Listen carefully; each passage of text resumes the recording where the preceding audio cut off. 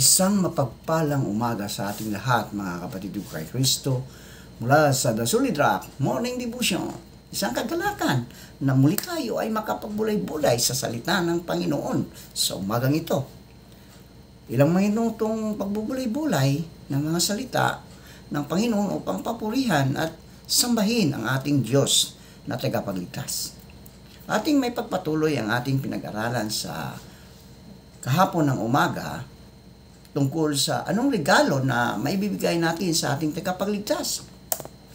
Ayon sa Juan, Kapitulo 14, talatang 27, ang kapayapaan ay iniwan ko sa inyo. Ang aking kapayapaan ay ibinibigay ko sa inyo. Hindi gaya ng ibinibigay ng sanglibutan. Ang ibinibigay ko sa inyo. Huwag magulumihanan ang inyong puso, ni matakot man.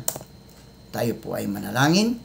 Marami pong salamat, Panginoon, sa muli mong pagising sa amin. Salamat o Diyos sa buhay at kalakasan na iyong ibinigay. Aming inialay sa inyo ang aming mga buhay sa araw na ito. Gawin mo ito, Panginoon, upang kami ay makasunod sa iyong kalooban. Amen. Amen.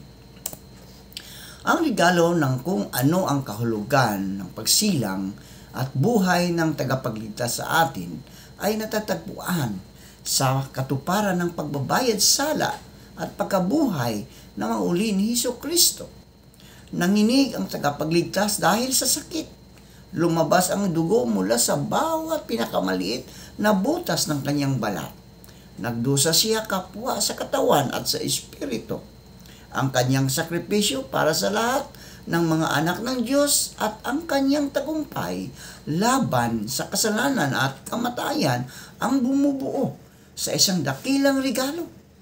Para maunawaan ang walang katumbas na regalong iyon, kailangan nating mag-ukol ng oras na pagnilayan ang pagbabayad sala ng tagapagligtas at ang kahulugan nito sa bawat isa sa atin. Dahil sa pagbabayad sala ni Hesukristo, alam natin na matutubos tayo mula sa kasalanan kung magsisisi tayo. Alam natin na maaari tayong magbago, magpakabuti, magtagumpay. Alam natin na maaari nating pagsisihan ang ating mga kasalanan at mapatawad.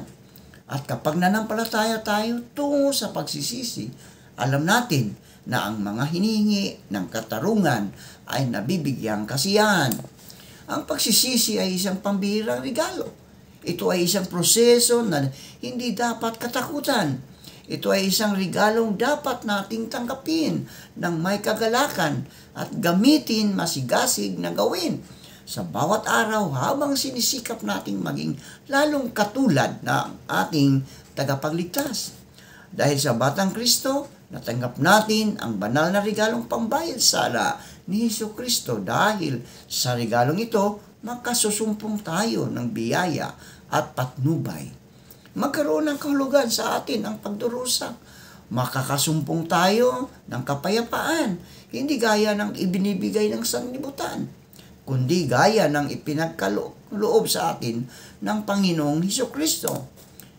Maitatama ang mga mali, mapapagaan ang mga pasanin dahil sa walang hanggang sakripisyo ni Hesukristo.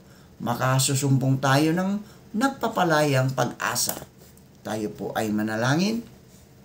Salamat, Panginoon, sa panibagong araw at buhay. Aming inialay po sa inyo ang aming buhay sa araw na ito at aming buong pamilya. Gabayan at patubayan niyo po kami sa araw na ito at ilayo sa anumang kapahamakan. Patuloy naming itinataas sa inyo, Panginoon, ang aming mga kapatid na may mga karamdaman. Abutin mo sila at pagalingin mo. Sa pangalan ni Jesus, Amen at Amen.